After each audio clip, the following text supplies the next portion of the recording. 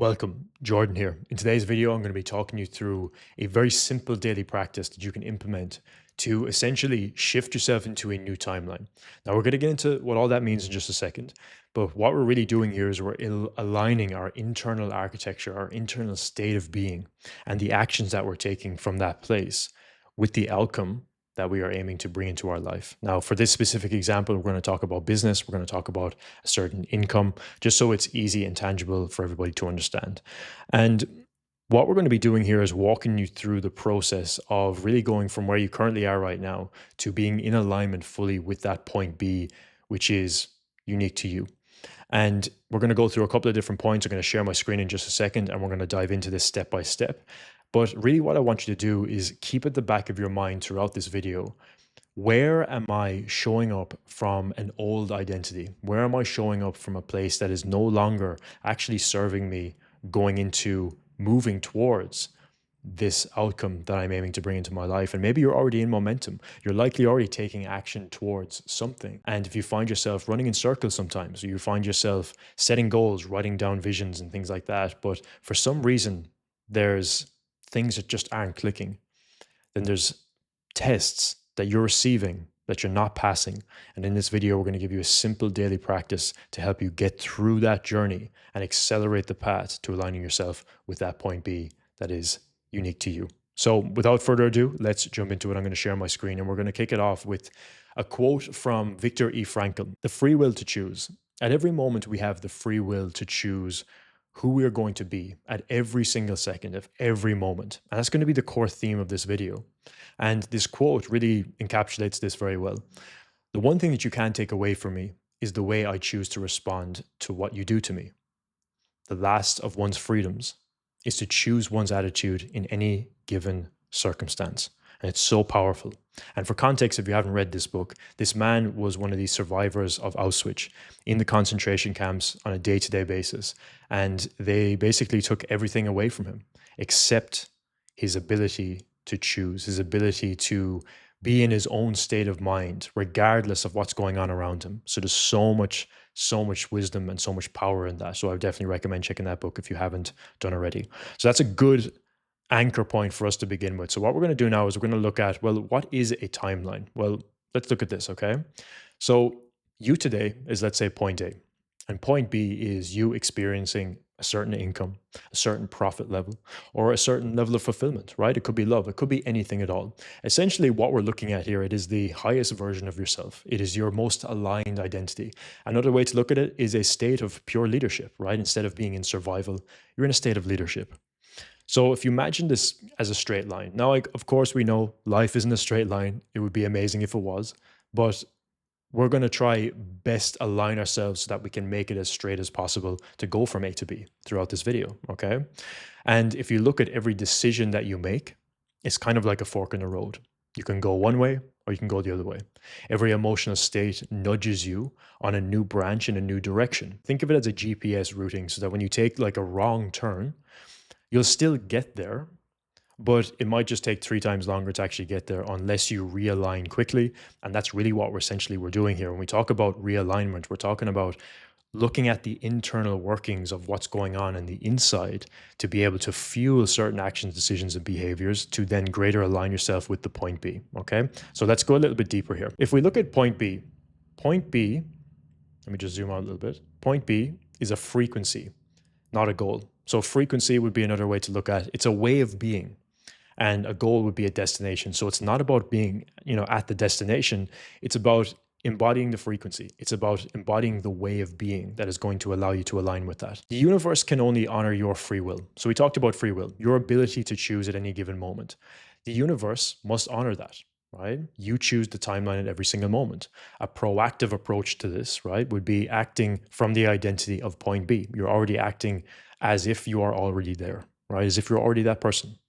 Reactive is more like you're looping in an old self. You're looping in an old identity, Okay, so let's keep it simple like that for now. Also, every outcome or way of life requires an identity to actually be able to hold that sustainably long term. So it's not necessarily about just doing more, it's about becoming stable at the level that you're operating at. And we're going to go deeper in this, but this is kind of getting into the subconscious and the nervous system side of things as well. Because we don't just want to hit a big month and then go back to where we were before. We want to be able to raise our energetic set point so that our identity, the current identity that we're operating from on a day to day basis, actually allows us to hold that income or hold the fulfillment or hold the profitability, whatever the case is, at that level long term, not just getting a quick dopamine rush and go back to where we were. We want to be able to hold it long term. And that takes some real internal rewiring to be able to do that. Let's look at the two planes of earning. So, really, what we're doing here is we're earning and moving towards this point B. Now, earning is a word that can be looked at from the perspective of if you are on the path of mastering something, there's a level of fulfillment that you get from walking the steps and taking the actions and taking the risks and experiencing that on the other side. Because let's say other people who are not doing that are not experiencing that. And you're experiencing the fulfillment because you are earning it. So that's really what we're talking about when it comes to earning. There's physical earning, which is going out into the world, taking the action, moving forward. Many entrepreneurs, right? You're likely already very good at this. Physical earning, you're out there and you're doing stuff. But what many people forget about is that there's also a spiritual earning as well. Now, spiritual earning can also be looked at and as the inner work, right? The inner workings of, our consciousness, our psychology, our emotional state. These all encompass the spiritual earning. That's what we're really talking about here. This is where we're looking at energy. We're looking at your default emotion, your identity, right? On the deeper levels of the subconscious. Okay. So we'll get into that.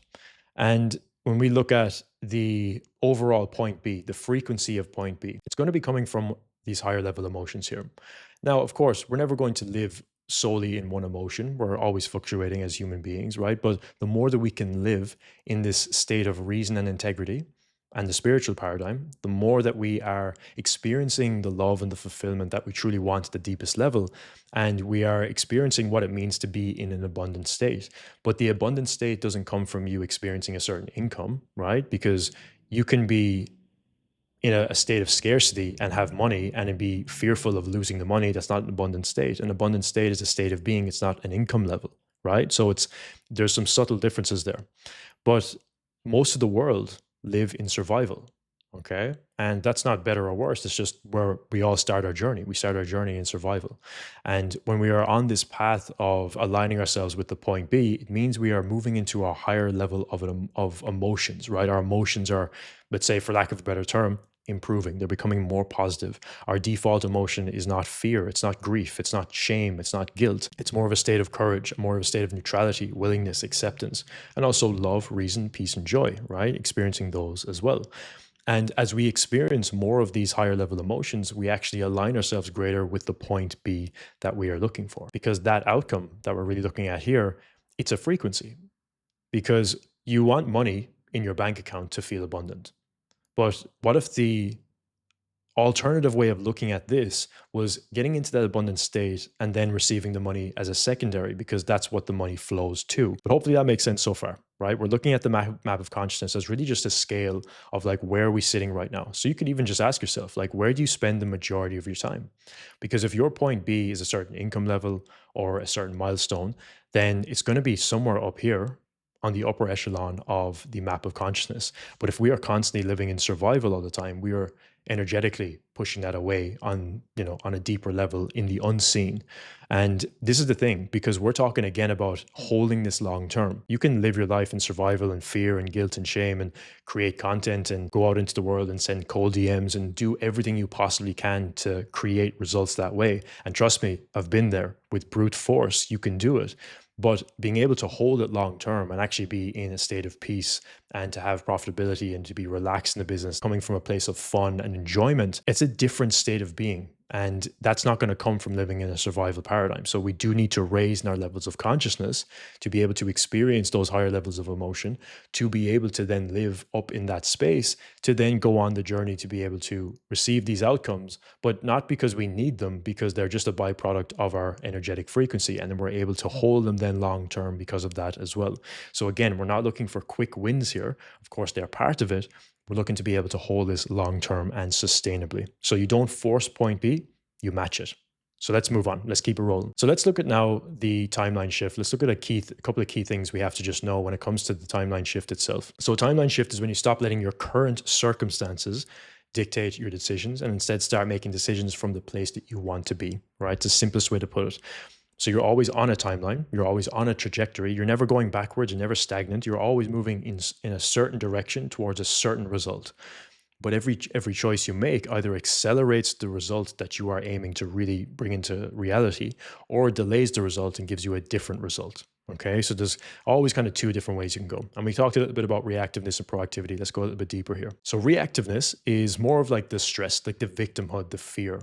And it often just kind of kicks you off track. It's more of a reactive state, right? And, it's very easy to slip into this. If we look at this in comparison to being proactive, it's more you're coming from that place of clarity, calm, alignment. It keeps you on the shortest path because it's far more relaxed. It's a much easier path to be on, but it requires the internal work to be able to live in that state of being. Timeline shifts happen when you choose to respond differently from that higher state, from living in that point B that we've been talking about so far. So this isn't just about energy, it's about who you are becoming in real time, right here, right now, especially when things get challenging. Okay, and this is where we can go deeper into some examples here. The pattern that most of us fall into, right? And this, I think we're all guilty of this in different ways. Most of us react automatically to triggers. So this actually starts to allow our own conditioning, right? The stuff that is unconscious, the stuff that we're not aware of, the programming in the background, right? You probably heard of the subconscious mind and how that runs an automatic program, okay? That's looking at our conditioning, the stuff that we haven't necessarily decided ourselves, but it's the stuff that has been programmed into us over many, many years, society, our environment, parents, all those different things. And until we make those unconscious parts of ourselves conscious, like Carl Jung talked about with the integration of the shadow, topic for another day, that is bringing those things to the light so that we can see these patterns and we can actually then make a conscious choice. But when they're running in the background, they're the things that control us and we don't know they're there. So when we automatically react to triggers, we actually allow our conditioning, our subconscious programming to actually dictate the responses. And we move from stimulus to reaction without any awareness, right? And we're kind of just like being pulled around by the world and bouncing off the walls a little bit. And this is embodying then the same patterns and creating then the same results in our life. But the breakthrough here is to realize that our true power actually lies in the pause between the stimulus and the response. And it is so simple. It is so simple. When something happens outside of you, having a pause, seeing it as a lesson, there's something here for me to learn. There's a gift here for me to uncover. But if I can just pause for just a second, we're not saying here to suppress emotion. We're not saying here that it's not going to be challenging and frustrating. But we have to pause. And that's the concept we're starting to dive into here now as we get into some daily practices before the response comes. So the three different types of decisions that you would make daily usually are reactive decisions. So triggered by fear or doubt or urgency or stress. It's often driven by the old identity, that feeling of lack, right? The version of you who hasn't achieved the thing yet, so therefore lives in that state of lack of I don't have it yet, okay? Then there's neutral decisions. So passive, automated, habitual. They kind of keep you on that track moving forward, kind of in maintenance mode, right? Neutral decisions. Then we have proactive decisions. This is where we start to really step into living from that point B. They're made from alignment. They're made in alignment with your future self and that version of you who's basically already there, already living in that frequency, okay? It requires presence, it requires clarity, and it requires conscious intent, which is really the key thing that we're diving into a little bit deeper here. So let's look at some business identity shift examples of what this can look like and how this plays out. So first of all, you can follow the same strategy, but get wildly different results depending on how you show up with that strategy. So again, are we making decisions? Are we behaving? Are we acting from that old identity or from that point B? So for example, sending a piece of content from a rushed or desperate state where you kind of feel like, oh my God, I need to create a piece of content. I need to get something out into the world. I need to take action. I need to move. But then you find that there's a sense of that people are almost rejecting it. Like people just don't engage with it. People ignore it. That's almost a mirror for you to point you back into yourself to be like, hey, look at the energy that you created this video from. Look at the energy that you put this out from. Do you really want to live from that place moving forward? It's a mirror, right? But then you could share the exact same message from a place of clarity, grounded, right? Peace.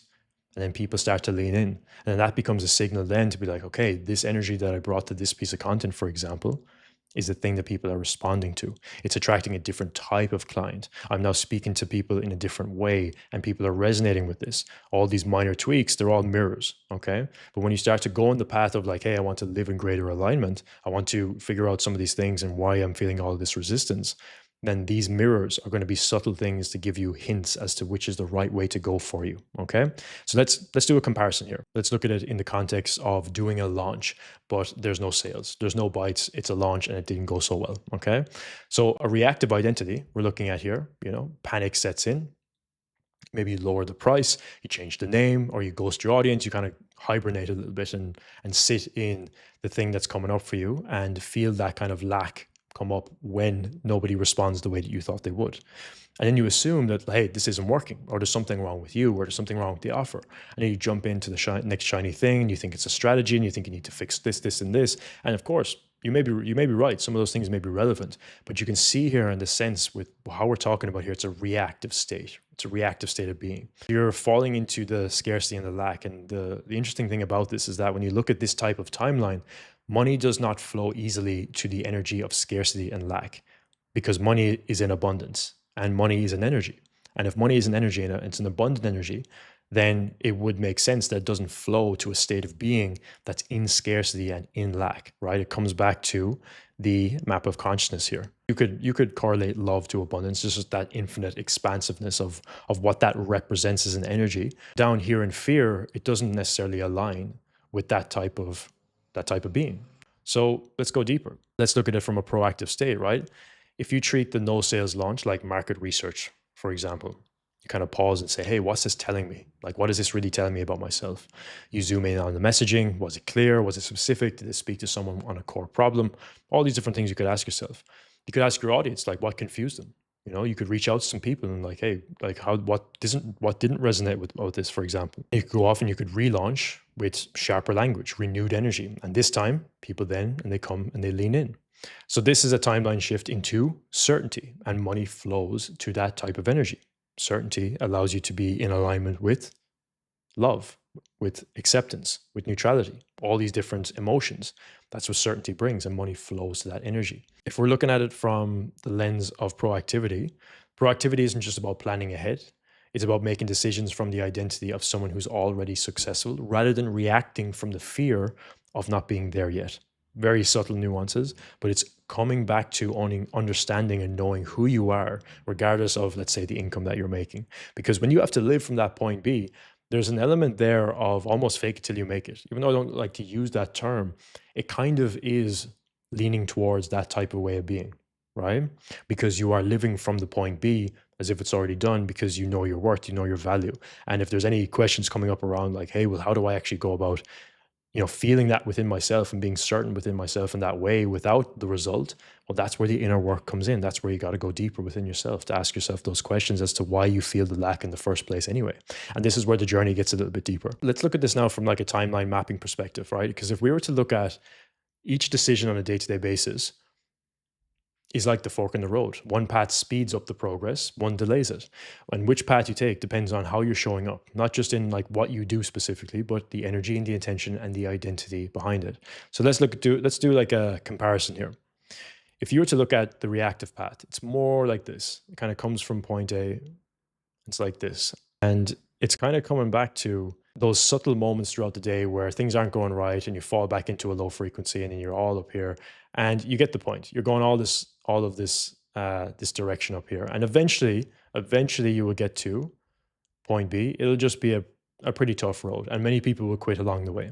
But when you look at things from the proactive pathway, we're not saying it's going to be perfect, but we're going to say, hey, there's going to be ups and downs. You're going to be taking on those challenges. You're going to be coming from a place of seeing those challenges as opportunities to grow, lessons to be learned, and it gives you a nice flow of life. There's obviously going to be a natural rhythm to life. Principle of rhythm comes into play here. So it's never going to be an exact straight line, but it's a pathway that is going to be more exciting, more aligned, and allow you to arrive there from that place of certainty, right? And we're not saying it's going to be easy every single moment of every day, but it is the thing that allows you to align yourself, because every single decision that is made from that place of certainty, from that place of just letting go of any lack or any fear within, and instead embracing it as a challenge that it is, shaping you into the person who is going to be fully aligned and living in that identity. But to be able to do that, we must live in it today and make decisions from that place moving forward, so that we are seeing these challenges that are arising as those opportunities that they are to shape us into that person in an even greater way. Okay. So the last thing we're going to touch on here is the 3 steps to really just master this process. We've touched on it extensively throughout this video. This is just to anchor it in towards the end so you have something to walk away with. Let's look at this. Pause. Reflecting on what is happening outside of me right now. Recognizing that there's a fork in the road here. A trigger, a challenge, an opportunity. Which way am I going to choose? Am I going to be reactive or am I going to be proactive? Am I going to work in alignment with the identity, the point B that I've set for myself? Or am I going to fall back into old patterns? And that comes down to the second, down to the moment. We always have the ability to choose. The pattern interrupt. It could be a breath. It could be just grounding yourself. It could be just creating some space and asking yourself, hey, what is the highest choice here?